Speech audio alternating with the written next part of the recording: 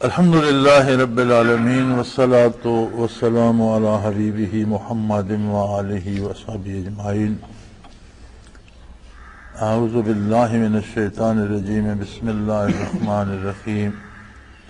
وَإِذَا طَلَّقْتُمُ النِّسَاءَ فَبَلَغْنَ أَجَلَهُنَّ فَلَا تَعْضُلُوهُنَّ أَن يَنكِحْنَ أَزْوَاجَهُنَّ إِذَا تَرَاضَوْا بَيْنَهُم بِالْمَعْرُوفِ ذَلِكَ يُوعَظُ بِهِ مَنْ كَانَ مِنْكُمْ يُؤْمِنُ بِاللَّهِ وَالْيَوْمِ الْآخِرِ ذَلِكُمْ أَزْكَىٰ لَكُمْ وَأَطْهَرُ وَاللَّهُ لِمَنْ أَرَادَ أَن يُتِمَّ الرَّضَاعَةَ وَعَلَى الْمَوْلُودِ لَهُ رِزْقُهُنَّ وَكِسْوَتُهُنَّ بِالْمَعْرُوفِ لَا تُكَلَّفُ نَفْسٌ إِلَّا وُسْعَهَا وَلَا تُضَارَ وَالِدَةٌ بِوَلَدِهَا وَلَا مَوْلُودٌ لَهُ بِوَلَدِهِ وَعَلَى الْوَارِثِ مِثْلُ ذَلِكَ فإن أراد فصالا عن تراض منهما وتشاور فلا جناح عليهما وإن أردتم أن تسترضعوا أولادكم فلا جناح عليكم إذا سلمتم ما آتيتم بالمعروف واتقوا الله واعلموا أن الله بما تعملون بصير۔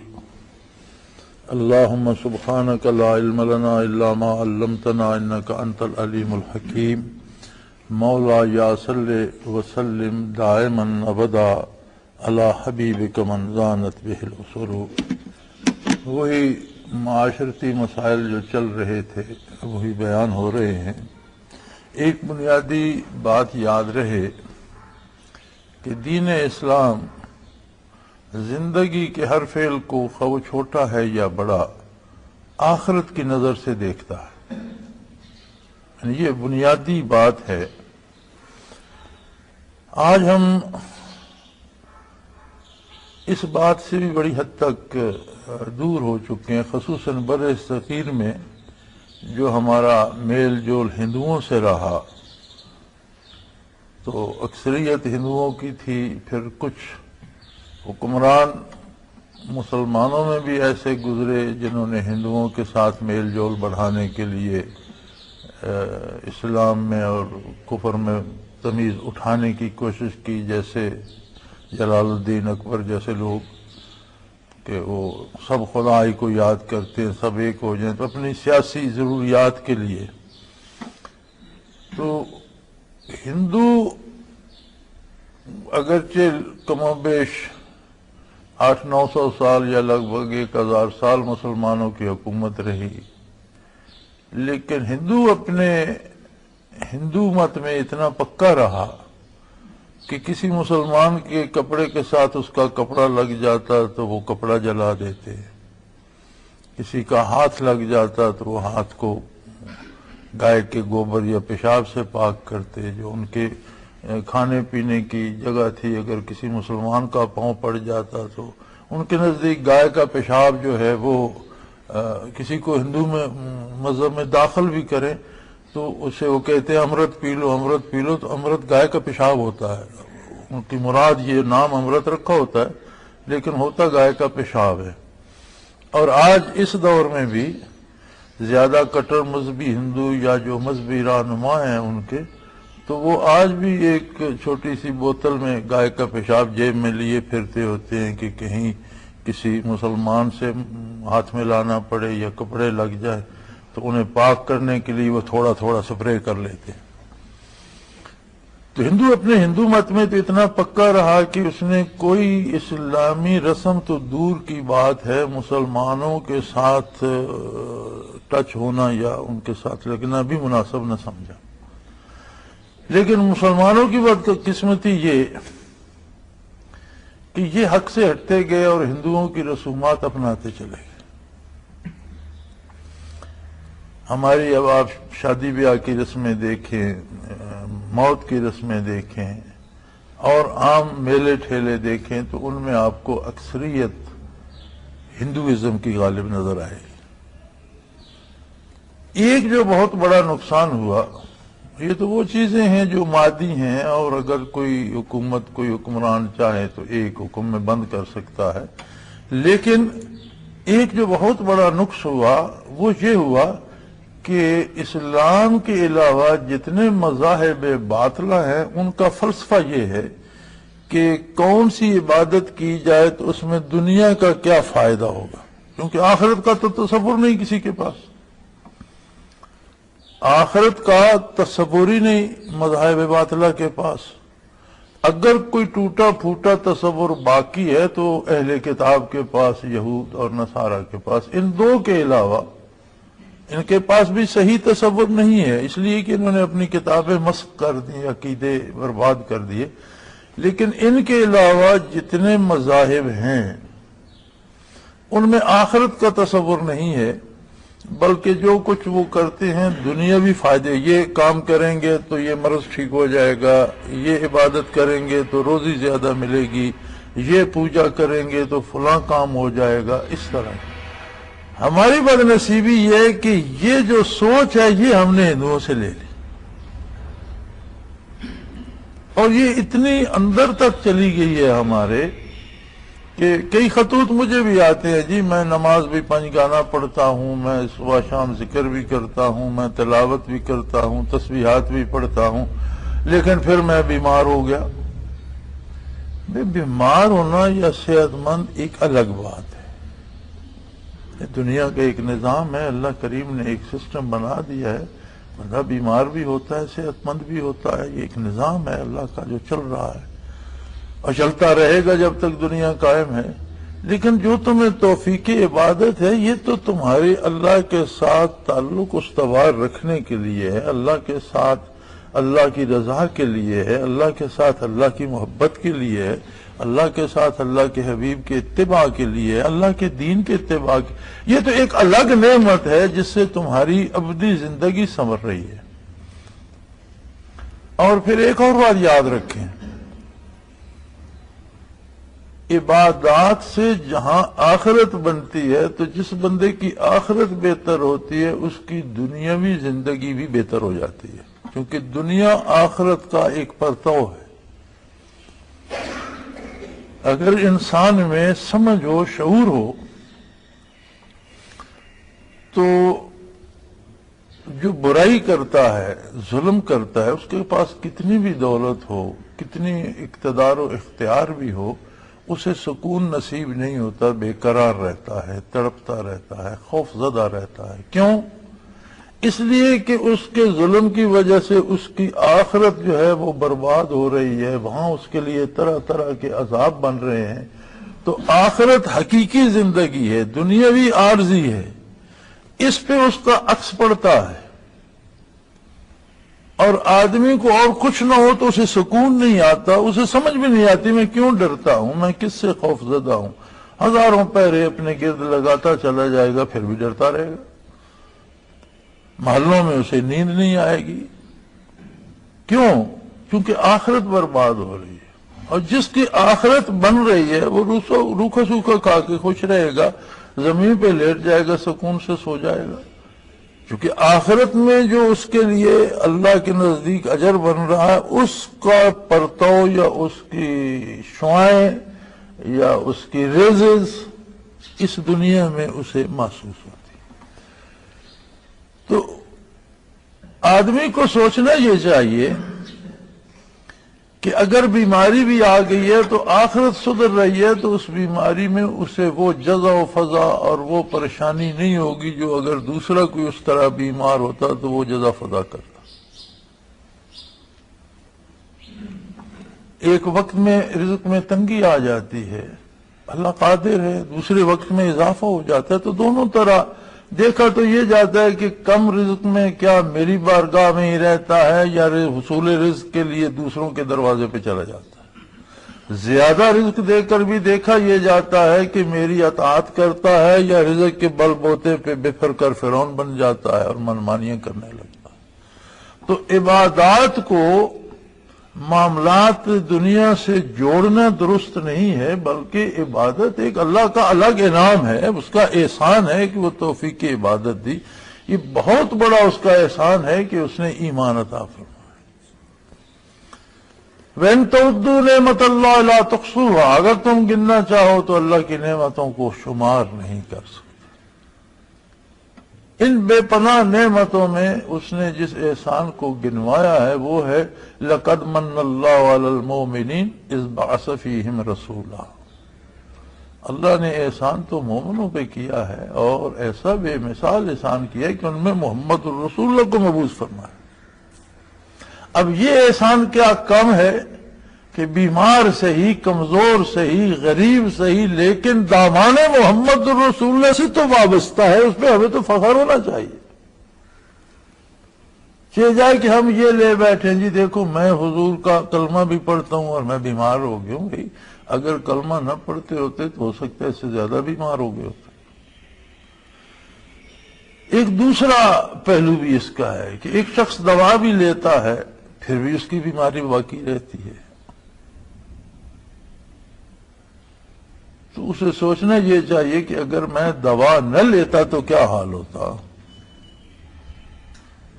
یعنی اگر عبادات کے بعد بھی تکلیف ہے تو ممکن ہے کوئی تلافی مافات ہو رہی ہو، کوئی خطائیں ایسی ہو گئی ہوں جن کو اللہ بجائے اس کے کہ آخرت میں بندے مومن کو شرمندہ کرے، اس نے یہاں اس کی تلافی کے لیے تھوڑی سی مصیبت بھیج دی۔ یہاں کی مصیبت جتنی بھی ہو تھوڑی ہوگی، آخرت کی تھوڑی بھی عظیم ہوگی۔ اہل اللہ کو جو تکلیفیں آتی ہیں، انبیاء علیہ السلام کو آتی ہیں، وہ ترقی درجات کے لیے ہوتی ہیں۔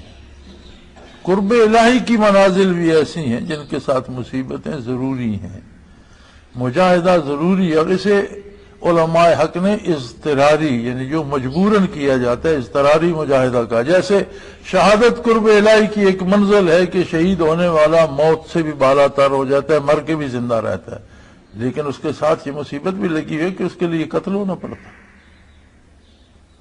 اب شہید کہے جی میں اللہ کے لیے میدان میں بھی نکلا، میرا ایمان بھی بڑا اچھا تھا، میں عبادت بھی کرتا تھا، میں قتل کیوں ہو گیا؟ بھی قتل نہ ہوتے تو شہید کیسے ہوتے؟ تو بندے مومن پر کچھ جو تکلیفیں آتی ہیں کچھ تلافی مافات کے لیے ہوتی ہیں، کچھ ترقی درجات کے لیے ہوتی ہیں۔ حضور نبی کریم صلی اللہ علیہ وسلم کا ارشاد عالی ہے، اس کا مفہوم ہے کہ مومن کے پاؤں میں کانٹا بھی چبھ جائے تو اس کے گناہ معاف ہوتے ہیں اور اسے اس کا اجر بھی ملتا ہے۔ کوئی ادنا سی تکلیف بھی آئے تو گناہوں کی معافی کا سبب بھی بنتی ہے اور ثواب کا سبب بھی بنتی ہے۔ لہذا اس چیز کو اس سے جوڑنا کہ جی میں نماز باقاعدہ پڑھتا ہوں اور میں اللہ اللہ کرتا ہوں اس لیے میرے سامنے دنیا کی کوئی تکلیف نہ آئے، میرا بچہ بیمار نہ ہو، میرے بیٹوں کو روزگار مل جائے، مجھ پر روپوں کی بارش ہو جائے، یہ ہم نے ہندوؤں سے لے لیا۔ اسلام کا نظریہ یہ نہیں ہے۔ کچھ بھی ہو جائے، آسمان پھٹ پڑے یا زمین پھٹ جائے، دامان محمد صلی اللہ علیہ وسلم ہاتھ سے نہ چھوٹے تو کچھ بھی نہیں بگڑا۔ اور اگر ساری دنیا کی حکومت مل جائے اور دامان رسالت پناہ ہاتھ سے چھوٹ جائے تو بچا کچھ بھی نہیں۔ تو اسلام اس نظر سے دیکھتا ہے۔ تو یہاں چونکہ وہ مسائل چل رہے ہیں معاشرت کے اور طلاق و نکاح کے، تو اس میں یہ بھی ہوتا ہے کہ اگر کسی وجہ سے کوئی بندہ طلاق کہہ بیٹھتا ہے تو اس سے فوراً وہ ڈانگ سوٹا شروع ہو جاتا ہے، ناراضگی ناچاکی شروع ہو جاتی ہے، بندوقیں نکل آتی ہیں۔ بھئی ایک معاشرتی مسئلہ ہے، دو بندے اللہ کے نام پر جمع ہوئے، پہلے تو انہیں ضروری ہے کہ وہ اپنے اس جمع ہونے کو آخرت کی نظر سے دیکھیں کہ ہمیں اللہ کے نام پر ہم ایک دوسرے پر حلال ہیں اور ہمیں اس معاہدے کو بہرحال نبھانا چاہیے۔ خامیاں خوبیاں ہر انسان میں ہوتی ہیں۔ مجھ سے ایک دوست نے مشورہ کیا کہ میں چاہتا ہوں کہ بیوی کو طلاق دے دوں اور ایک اور شادی کروں۔ تو میں نے کہا بہت اچھی بات ہے، اگر نہیں گزار ہو سکتا طلاق دے دو، لیکن دوسری شادی کسی عورت سے نہ کرنا۔ کہنے لگا آپ نے عجیب بات کی، شادی عورت سے نہیں کروں گا تو کس سے کروں گا؟ میں نے کہا عورت سے کرو گے تو لم سم ایسی وہ بھی ہوگی اس کی جس بات سے خفا ہو شاید اس میں یہ نہیں ہوگی، اس میں کوئی اور کمزوری ہوگی، وہ تمہیں زیادہ پریشان کرے گی۔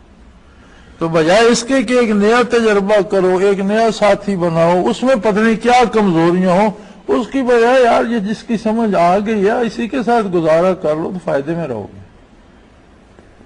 کیونکہ عورت آخر عورت ہے، انسان آخر انسان ہے، مرد میں بھی خوبیاں خامیاں ہوتی ہیں، عورتوں میں بھی خوبیاں ہمارے کتنے دوست احباب ہیں ہمارے ساتھ ذکر کرتے ہیں، ان میں خامیاں بھی ہمیں نظر بھی آتی ہیں، تو کیا انہیں ذکر سے روک دے؟ انسان ہے، اس میں خوبیاں بھی ہوتی ہیں خامیاں بھی ہوتی ہیں، ذکر ایک دوا ہے، اگر تھوڑی دوا سے ٹھیک نہیں ہوا تو انشاءاللہ زیادہ دوا سے ٹھیک ہو جائے گا، نہیں تو کم از کم صحت کے لیے علاج تو کر رہا ہے، اللہ یہی قبول کر لے گا اور آخرت میں اسے معاف کر دے گا۔ اور پھر یہ ہے کہ اگر اس چیز کا احساس کیا جائے اور میاں بیوی دونوں احساس کریں تو وہ کمزوریاں رفع بھی ہونے لگ جاتی ہیں، اللہ کریم کرم فرماتا ہے تو وہ رفع بھی ہونے لگ جاتی ہیں۔ دوسری شادی کی اجازت جو اسلام نے دی ہے وہ اس لیے نہیں دی کہ تماشا بنائے پھرو، بلکہ اتنی سخت شرط عائد کی ہے، فَانكِحُوا مَا طَابَ لَكُم مِّنَ النِّسَاءِ مَثْنَىٰ وَثُلَاثَ وَرُبَاعَ، تمہیں جو پسند ہو 2 عورتوں سے شادی کرو، 3 سے کرو، 4 سے بیک وقت کر سکتے ہو، لیکن اگر تمہیں یہ ڈر ہو یخافا اللہ تعدلوا، اگر خطرہ یہ ہو کہ ان دو میں برابر انصاف نہیں کر سکوں گا، فواحدۃ، تو پھر ایک ہی کافی، پھر دوسری کی اجازت منسوخ ہو گئی۔ یہ جو ہم نے بنایا ہوا ہے نا، یہاں مصیبت یہ ہے کہ آدمی کو بات کرے تو اس کے پیچھے سوٹے لے کے پڑ جاتے ہیں۔ ایک دفعہ ڈاکٹر غلام جیلانی برق نے اس موضوع پہ لکھا تھا کہ یہ آیت دوسری شادی کی اجازت کو منع کر دیتی ہے، اس پہ مولویوں نے بڑا شور کیا اور اس غریب کو پتہ نہیں کتنا بھجایا اور کیا کچھ اس کے پیچھے الزام لگائے، لیکن حق یہ ہے کہ قرآن واضح بتا رہا ہے کہ اگر تمہیں اپنے آپ پر یہ بھروسہ نہ ہو کہ تم دونوں میں برابر انصاف کر سکو گے، دونوں کو برابر روزی فراہم کر سکو گے، دونوں کو برابر تحفظ فراہم کر سکو گے، دونوں کو برابر لباس جو زندگی کی ضروریات مرد کے ذمے ہیں، جو سلوک مرد کے ذمے وہ دونوں سے برابر کر سکو گے، تب دوسری کی اجازت ہے۔ اور اگر یہ خطرہ ہو کہ میں دونوں کے برابر نہیں، یا ایک کو بھگا کر میں نے دوسری کرنی ہے، تو میرے قرآن کے مطابق تو ہمیں نظر آ رہا ہے کہ اس کی اجازت نہیں ہے۔ یخافا اللہ تعدلوا فواحدۃ، اور کیا ہوتا ہے، قرآن تو کہتا ہے کہ اگر یہ خطرہ ہو کہ دونوں میں عدل نہیں کر سکو گے تو ایک ہی شادی کی اجازت ہے، پھر ایک ہی رکھو۔ اگر 2 کرتے ہو تو پھر جو تمہارے ذمہ ہے وہ آپس میں سلوک رکھے نہ رکھے، جو تمہارے ذمہ ہے، ایک کو جیسا گھر دیا دوسرے کو بھی ویسا گھر دو، ایک کو جیسا کھانا دیتے ہو دوسرے کو ویسا کھانا دو، ایک کو جیسے اخراجات دیتے ہو دوسری کو ویسے اخراجات دو، ایک کے پاس جو سہولتیں ہیں وہ دوسرے کے پاس بھی ہوں، تو درست ہے 2 کر لو، 3 کر لو، 4 کر لو۔ لیکن اگر عدل نہیں کر سکتے، یہ خطرہ ہے، یہ خافا، تمہیں اس بات کا خوف ہے کہ مجھ سے عدل نہیں ہو سکے گا، تو پھر تمہیں ایک ہی شادی کی اجازت ہے۔ اس بات پہ پھر لوگ ناراض بھی ہو جاتے ہیں، لوگوں نے مزے سے کر رکھی ہوتی ہیں، ایک کو بھگا دیا ایک اور کر لی، دوسری کو بھگا دیا ایک اور کر لی، تیسری کو بھگا دیا، اور کو طلاق بھی نہیں دیتے کہ کم از کم پابند تو ہیں۔ اب یہ تو کوئی شرعی طریقہ نہیں۔ اچھا، ایک اور مسئلہ کھڑا ہو جاتا ہے کہ میاں بیوی میں ناچاکی ہو گئی، انہوں نے سمجھا کہ ہمارا آپس میں گزارا نہیں ہو سکتا، طلاق ہو گئی۔ اب ایک طلاق رجعی ہوتی ہے کہ اگر عدت کے اندر ان کی آپس میں صلح ہو جائے تو نکاح کی ضرورت بھی نہیں ہوتی، 2 طلاقیں ہو جائیں ان کی صلح ہو جائے تو نکاح کرنا پڑتا ہے، 3 طلاقیں ہو جائیں قصہ ختم ہو جاتا ہے۔ لیکن طلاق کا نام آتے ہی وہ لڑکی کے میکے والے بندوقیں نکال لیتے ہیں، وہ عزت کا مسئلہ درمیان میں آ جاتا ہے، ہماری بیٹی کو یہ۔ قرآن کریم فرماتا ہے وَإِذَا طَلَّقْتُمُ النِّسَاءَ، اگر تم کسی خاتون کو طلاق، اپنی بیوی کو طلاق دیتے ہو، فَبَلَغْنَ أَجَلَهُنَّ، اور اس کی عدت بھی گزر جاتی ہے، یہ 2 طلاق تک ہے، فَلَا تَعْضُلُوهُنَّ أَن يَنكِحْنَ أَزْوَاجَهُنَّ، تو اگر میاں بیوی کی صلح ہوتی ہے اور وہ آپس میں نکاح کرنا چاہتا تو اسے آن کا مسئلہ نہ بنا۔ اب اس کے بھائی یا اس کے کنبے یا اس کے خاندان والے، کل اس نے طلاق دی، آج تم ہمارا ناک کاٹتی ہو، اللہ فرماتا ہے تمہاری ناک اللہ کے دین سے عام نہیں ہے۔ تمہاری ناک کیا ہے؟ تمہاری آنت کیا ہے؟ تمہاری عزت، تمہاری آبرو کیا؟ تمہاری عزت، تمہاری آبرو اللہ کا دین ہے۔ سیدنا فاروق اعظم رضی اللہ تعالی عنہ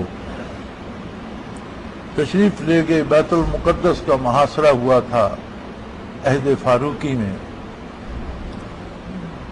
اور مسلمانوں نے محاصرہ کر رکھا تھا، عیسائی اندر تھے۔ جب وہ تنگ ہوئے، محاصرے اس لیے ہوتے تھے کہ باہر سے دانا پانی راشن لوگوں کا آنا جانا بند کر دو، مضبوط قلعے ہوتے تھے، مضبوط دیواریں، بڑے بڑے دروازے، محفوظ ہو جاتے تھے، باہر والی فوج محاصرہ کر کے بیٹھ جاتی تھی کہ جب اندر کچھ نہیں رہے گا تو خود دروازہ کھولیں گے تو لڑیں گے۔ جب انہوں نے سمجھا کہ ہمارے پاس تو راشن پانی ختم ہو رہا ہے، تو انہوں نے اپنے سرداروں کو اور علماء کو جمع کیا بیت المقدس، یہی بیت المقدس جو آپ یہودیوں کے پاس، مشورہ کرنا چاہا کہ کیا کیا جائے، لڑیں گے تو مارے جائیں گے، ہم ان کا مقابلہ نہیں کر سکتے، اور لڑتے نہیں ہیں تو اب اندر رہ نہیں سکتے۔ تو ان کا ایک عالم تھا، اس نے کہا بھی ایسا کرو، ہمارے پاس جو کتابیں ہیں ان میں بھی موجود ہے کہ اللہ کا آخری نبی مبعوث ہوگا اور اس کا دوسرا خلیفہ اس شہر کو فتح کرے گا۔ ہمیں یہاں تک پتہ ہے کہ ہماری کتابوں میں اس کا حلیہ تک دیا ہوا ہے۔ اب زمانہ محمد الرسول صلی اللہ علیہ وسلم نے ختم نبوت کا دعویٰ کیا، آپ مانیں یا نہ مانیں، ایک خلیفہ ان کا دنیا سے گزر چکا، دوسرے خلیفہ کا زمانہ ہے، ہم نہیں مانتے، تم نہیں مانتے، لیکن اگر وہ خلیفہ یہاں تشریف لے آئے اور ہم اسے دیکھ لیں ایک نظر تو ہم آپ کو بتا سکیں گے کہ اس سے لڑو یا نہ لڑو۔ اگر تو وہ وہی حلیہ ہے جو ہماری کتابوں میں ہے تو لڑنے کا فائدہ نہیں ہے، شکست مقدر ہے ہمارا، اور اگر وہ آدمی اس حلیے کا نہیں ہے تو بے شک دروازے کھول دو اور بے فکر ہو کر لڑو۔ اب یہ دارالخلافت میں پہنچی، گزارش کے امیر المومنین تشریف لائے تو ہزاروں جانیں بچ سکتی ہیں جن کا اندیشہ ہے لڑائی میں جانے کا، اور وہ غیر مشروط طور پر شہر حوالے کرنے پہ تیار ہیں، لیکن امیر المومنین سے بات کرنا چاہتے ہیں۔ اب ریاست کا حکمران تیار ہو رہا ہے، شاہی سفر کی تیاری ہے، بادشاہ سلامت روانہ ہو رہے ہیں، سواری کا اہتمام ہو رہا ہے، بیت المال سے ایک اونٹ لیا گیا اور ہمراہی کے لیے ایک غلام، کوئی کیلوکیٹ نہیں، کوئی گارڈ نہیں، کوئی آگے پیچھے گاڑیاں نہیں، ایک غلام ہمراہ ہے، تلوار اپنی کمر سے وابستہ بندھی ہوئی ہے اور غلام کی بھی، ایک اونٹ، بیت المقدس کو روانہ۔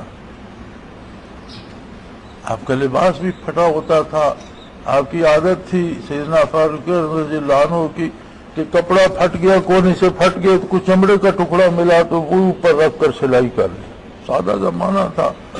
آج تک ہم بھی جوانی تک تو وہ ٹانکے لگے ہوئے کپڑے پہنتے تھے، اب ذرا زمانہ بدل اور اب کپڑے ایسے آگے نہیں، ٹانکا لگتا بھی نہیں ماشاءاللہ۔ وہ چل پڑے۔ آپ نے غلام سے کہا بھی میں اتنے کوس اونٹ پر بیٹھا ہوں، تم پیدل چلے ہو، اب تم بیٹھ جاؤ۔ اس نے کہا حضور میں تو فٹ ہوں، میں چل رہا ہوں۔ فرمایا نہیں، انسان تم بھی ہو، انسان میں بھی، تمہارا بھی حق ہے۔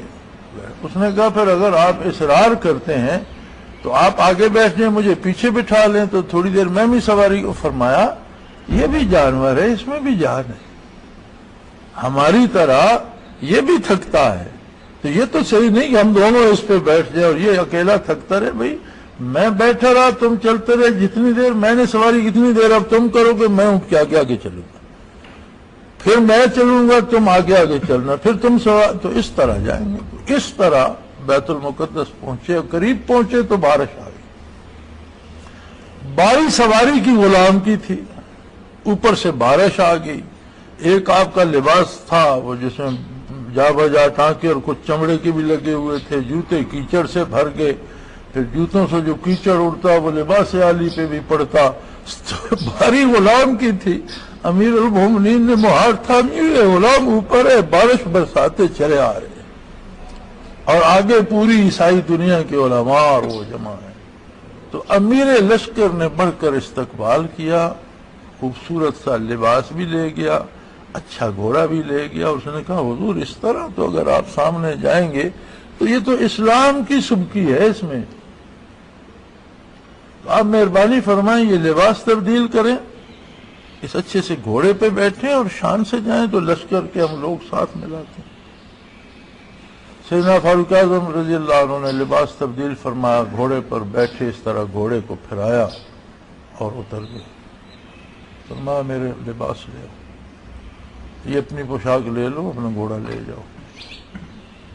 اس کی امیر المومنین کیا وجہ؟ فرمایا یار میں اس گھوڑے پہ بیٹھا تو میرے دل میں اکڑ سی آ گئی تھی تمہارا یہ فرسٹ کلاس لباس اور گھوڑا دیکھ کر نہیں، میں ہماری عزت اگر گھوڑوں سے ہوتی تو ہمارے پاس عربوں کے پاس نسل در نسل بے شمار گھوڑے تھے، اگر لباس سے ہوتی تو بڑے اچھے اچھے لباس لوگ پہنا کرتے تھے۔ ہماری عزت نہ گھوڑوں سے ہے نہ لباس، ہماری عزت محمد الرسول اللہ سے اور اسلام سے ہے۔ میں جو کر رہا تھا وہ محمد الرسول اللہ کے طریقے کے مطابق کر رہا تھا، یہ تم نے کیا، یہ تم نے نئی مداخلت کر دی، تم یہ لے جاؤ اور مجھے پکڑو میری رسی، میں اسی طرح جاؤں گا، میں دیکھتا ہوں کیا کہتے ہیں عیسائیوں، میں کر لیں گے مقابلہ عیسائیوں سے، اس میں کیا رکھا ہے۔ چنانچہ آپ نے اپنے اونٹ کی مہار تھامی، لشکر کو کہا الگ ہو جاؤ، میں بات کرتا ہوں۔ آواز دی کہ امیر المومنین آ گئے، آؤ باہر آؤ۔ جس نے وہ عیسائی دیوار پہ آ گئے، انہوں نے دیکھا ایک بندہ ہے، اس طرح کا اس کا لباس ہے، کیچڑ میں لت پت ہے، اونٹ پکڑا ہوا ہے، غلام کو اوپر بٹھایا ہوا ہے، امیر المومنین کہتے ہیں میں ہوں، اتنی بڑی سلطنت کا سربراہ میں ہوں۔ ان علماء نے دیکھ کر کہا کہ ہماری کتابوں میں اسی بندے کا حلیہ ہے، اس سے لڑنا تمہارے بس کی بات نہیں، اس شہر مسلمانوں کے سپرد کر۔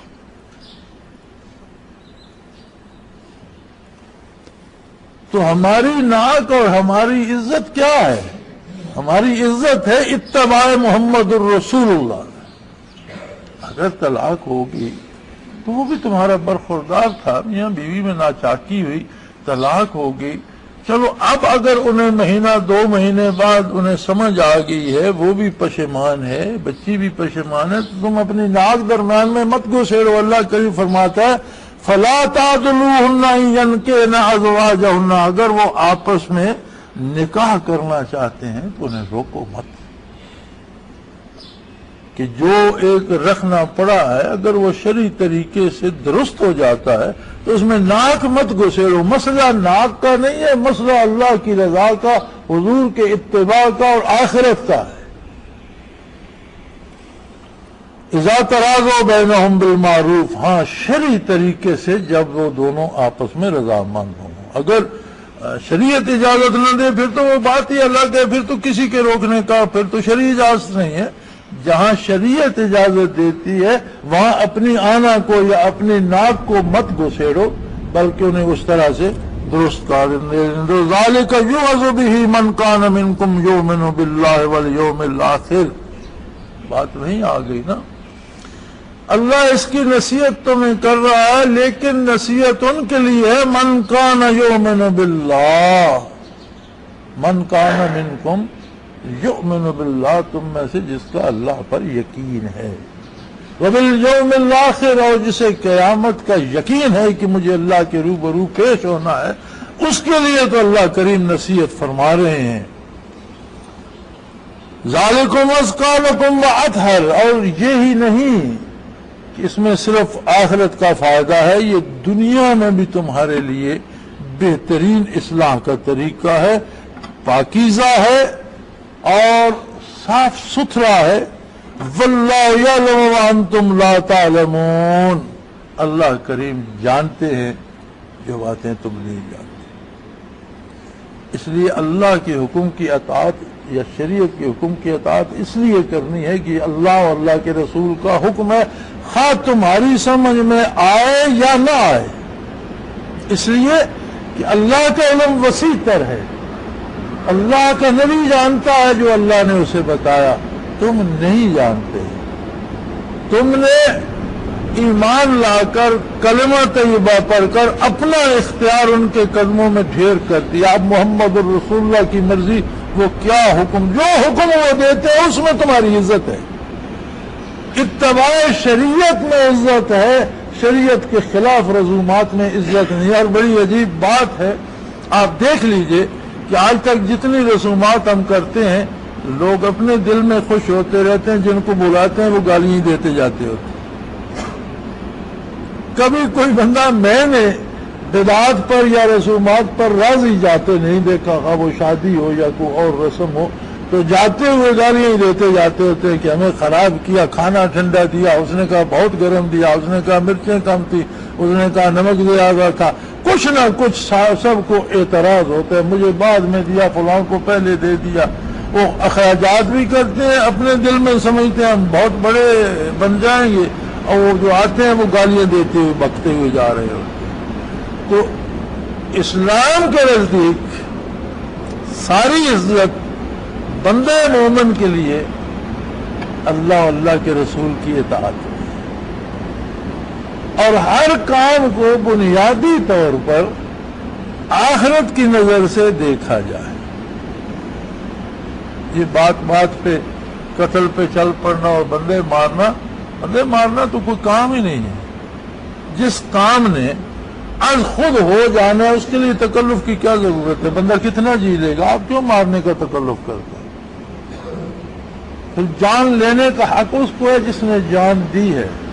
ہاں شریعت حکم دے، اللہ حکم دے، اللہ کا رسول حکم دے قتل کرنے کا، پھر تو وہ اتباع رسالت ہے، دین ہے. اپنی خفگی، اپنی ناراضگی سے بندے کو چھوڑ دو، وہ مر جائے گا چند سالوں میں، نہ صحیح 10 میں، نہ صحیح 20 میں، اس میں مر تو جانا ہے. آپ تکلف کیوں کرتے؟